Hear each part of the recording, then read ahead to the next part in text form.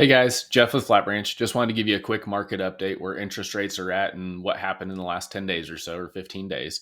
The chart that you're looking at on your screen is the 10-year treasury. Mortgage rates typically follow this or mirror this.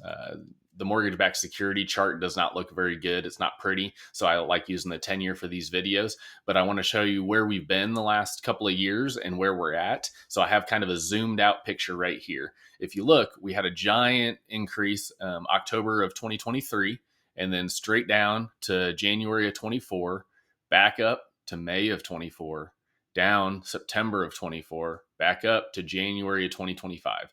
So this is the definition of volatility: up, down, up, down, up, down, and big swings over the course of a few months on each one of these. So January 25, I'm going to zoom in a little bit here. This same high is still January 15th of 25. And you can look for the year, we have trended downward, right? That's great. We love it. Even zoomed in a little bit more, the month of February. So February 3rd or 4th was with the high right here. And we were almost in a nosedive all the way until the end of February. And then we went to war with Iran.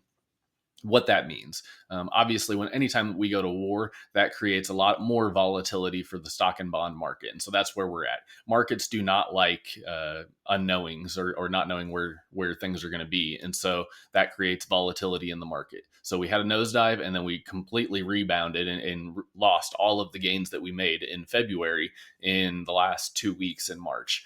This is largely affected by oil also. So apparently the Strait of Hormuz is where like 80% of our oil flows through. And so while that's in a war zone, oil's not passing through there. And so that's caused oil prices to skyrocket. Well, when oil prices skyrocket, so does inflation, because one of the measures of inflation is energy, and we use oil for energy. So inflation readings are going to be coming in a lot higher now too, or maybe not a lot higher, but they're going to be coming in higher for sure.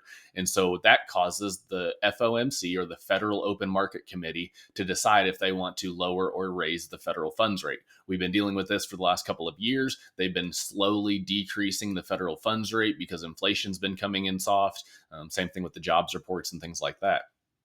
Now inflation is going to come back up. So now the Open Market Committee is anticipating only one rate reduction for 2026, and that's in December. Hopefully we can hang on to that and keep another rate reduction, but who knows at this point. The longer this war goes on, the probably worse it gets. But at the same time, the uncertainty is what causes market volatility. So once we know we're in the war and we're settled in and we know what to expect, maybe this changes. Interest rates are typically 2 to 2.5% higher than whatever the US 10-year is. So right now we're at 4.2. Add 2%, that's 6.2. That's probably realistic for a good creditworthy borrower.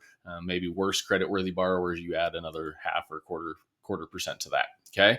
So I hope that helps with telling where the market is. I wanted this to be a quick 60-second video. I've recorded it about 8 times, and apparently 3 minutes is what it's going to be. So if you have any questions, or if you have any borrowers or anybody asking anything this week, please reach out. I've got my cell phone, I've got my laptop, whatever you need, just let me know. Thanks, guys.